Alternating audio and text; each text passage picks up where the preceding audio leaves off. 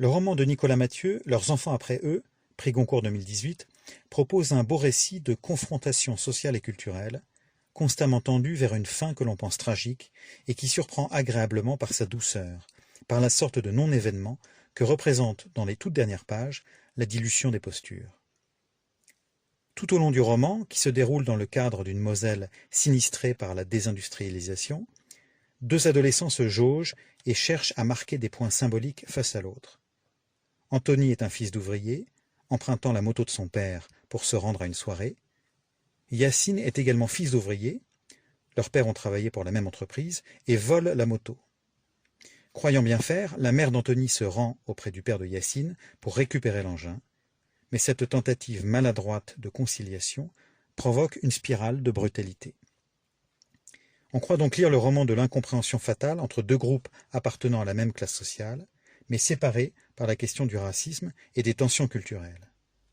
On verra par exemple Yacine partir au Maroc par faire sa connaissance du trafic de drogue, et revenir en France à la fois plein de rancœur et durci, sans doute prêt à faire payer à la société quelques-unes des avanies subies par son père. Or, par le miracle d'une histoire d'amour, Yacine finit par s'installer avec une certaine Coralie pour se fondre peu à peu dans le même quotidien, à la fois terrifiant de banalité soumise et presque satisfaisant par rapport à ce que ses parents ont connu.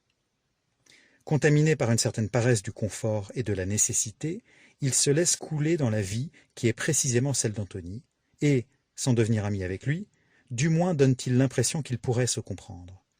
Au fond, les deux univers ont fusionné. L'un des deux s'est approprié l'autre, sans que soit vraiment nommé le mécanisme à l'œuvre. S'agit-il d'un rapport de force, où l'un des groupes prend l'avantage par l'inertie de son nombre et de sa puissance économique?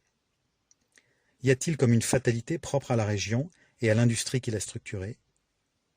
Doit-on prendre en compte les hasards des rencontres, des amours et des destins personnels? Quoi qu'il en soit, Yacine s'est agrégé au pôle qu'il croyait adverse. Quant à Anthony, certes assez mélancolique, puisqu'il assiste à la déchéance de ses parents, et qu'il subit une forme de fatalisme assez triste, on le voit finalement accepter son sort, et même, à la toute fin, éprouver du plaisir à l'idée de cette adhérence à des paysages et à une condition sociale. Quand bien même il s'agirait d'un fantasme, cette chose curieuse qu'est l'identité paraît être l'ultime réalité à laquelle le jeune homme se plaît à se raccrocher. Je lis les toutes dernières lignes du roman, page 426. Il enfourcha la Suzuki et regagna très vite la départementale.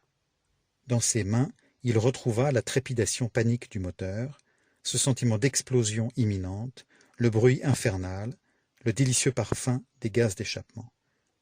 Et une certaine qualité de lumière, onctueuse, quand juillet à Haylange retombait dans un soupir, et qu'à la tombée du jour, le ciel prenait un aspect ouaté et rose. Ces mêmes impressions de soir d'été, l'ombre des bois, le vent sur son visage, l'exacte odeur de l'air, le grain de la route familier comme la peau d'une fille. Cette empreinte que la vallée avait laissée dans sa chair, l'effroyable douceur d'appartenir.